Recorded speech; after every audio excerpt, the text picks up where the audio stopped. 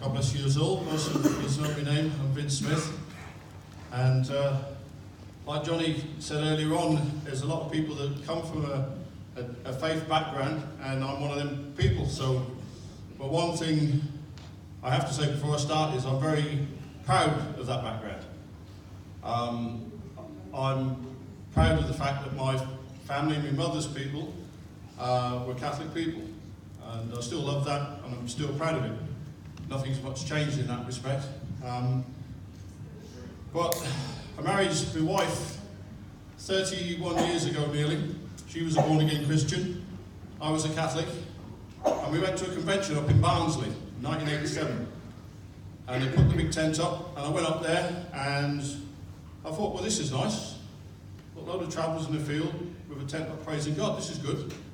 And we met a load of French travellers that come over, and thought that was nice as well, meet travellers from other countries. And in speaking to these people, I thought everything was good. And then they started to say to me, you need to have a personal relationship with Jesus. And I said, hold on a minute, hold it right there. I've been going to Mass, Bible studies, confessions, communions, confirmations, all through my life. It's insulting to me personally that you say that I need to have a personal relationship with Jesus. And I really dug my heels in, and there were some lovely people there, and I thought to myself, well, this is very nice for these people, because obviously they didn't know God before. They didn't know Jesus Christ before, so more or less, I'm going to be honest with you, I just thought, well, they're ignorant travellers, good job that they have learned now, good for them. They know what I've known and my family's known for generations. And that went on like that for about next 25, well, I forget how many years, 25 years, 26 years. And I would go along to the missions and conventions and the odd meeting like this, a bit like Mark said there. I'd have a wander in, have a bit of crack with the boys, and try and get a bit of debating going on. I like to do that because I thought I belonged to the true church, the original church. So I try and get a bit of a debate, a bit of an argument going. And if I could get somebody rowing with me, have a bit of an argument with somebody, I'd say, here you go, there's your Christian for you. He's all upset with me because I've got a different point of view. So I enjoyed riling people up in that way. And I thought that I was standing on the word. So what I did, I went back to my church, got into more Bible study than ever, to the point where they invited me onto a thing called Sharing Our Faith, where you teach other Catholics how to become Catholics over 2 years. I was on the parish council, and it was all on the back of and in reaction to what I'd seen amongst the travellers. Because I hadn't learned all the stuff that I knew about Catholicism because I was so interested in my faith then.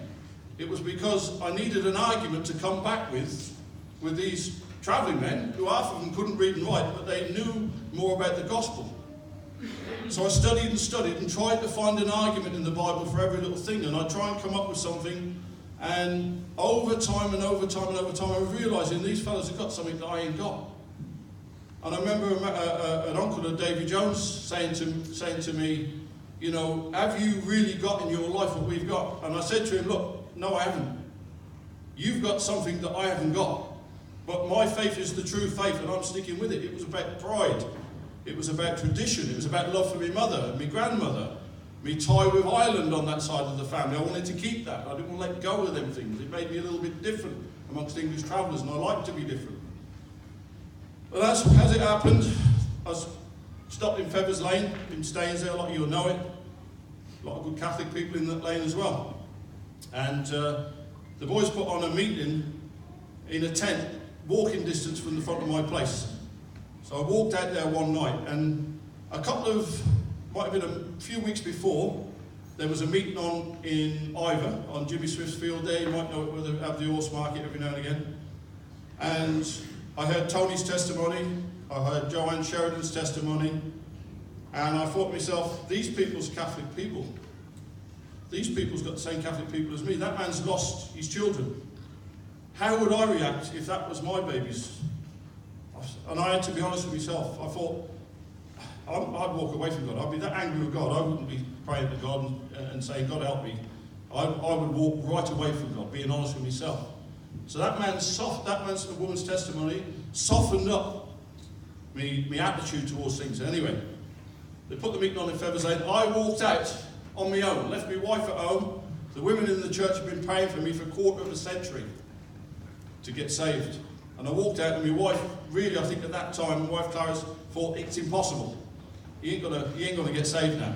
And I walked out there on my own. And I thought, I'll stand around the tent, a nice June night, bit of old tent going, thought, I'll have me a burger later on, this, that, and the other. And God called me into the tent. And I can't say that a big hand come out the sky, because it didn't. But I walked in the tent, I sat down, I heard the word of God, like Tony, our brother here, will preach in a minute. And it probably, for the 50th, 60th time, I don't know, I've lost count. But God's timing is perfect, God's right. And that was my day of salvation. I heard that gospel, and it unlocked my heart. I can't even tell you who said the gospel, I can't tell you how they approach things, but the word of God unlocked my heart with a key.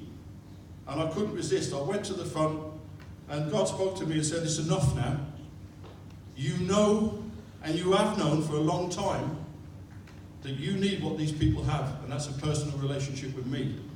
And I knew that. There was no resisting it. Went forward and gave me heart. And I went back home, and my wife was doing a bit of washing up. And I had a rough old shirt on me. I'd bought out the Asda. I wasn't dressed for anything special. Wasn't expecting a rough old pair of jeans on. And I walked back in, and I said to Clarice, I said, I've given my heart to the Lord. And she said, oh, that's nice. And carried on washing up. And I've seen my wife cry because strangers have given their heart. A complete stranger. She seemed to get saved and burst into tears of joy because she knows they clawed back from hell. That's the truth of the matter. I tell you that with love tonight. That's the truth of the matter. So when that happened to me, I was expecting her to burst into tears of joy and hug me and that. She carried on washing up. Oh, it's very nice, very nice. And later on, I said to Clarice, I said, I've seen you be so full with joy for somebody else getting saved. And when I got saved, there was nothing. She said, I was that terrified that you'd change your mind. This is how big-headed and obstinate a man I was, how stubborn I was. She said, I thought I'd just keep my head down and keep washing up and let it sink in a bit. She said, because she was terrified because I'd been so stubborn. I had a big old mule's head on me. I still got it, but it's God's mule's head now. Okay, so let me tell you, don't let religion hold you back. Don't let faith, tradition hold you back. It's about a real relationship with Jesus. I'm a changed man. Like our brother Mark said there, I was always known as a quiet fella who'd go in a pub, you could drink all night with me, and no, I wasn't going to say anything to anything. You could leave your trailer unlocked, I wasn't going to chew anything, to knock anything. That's the kind of man I was.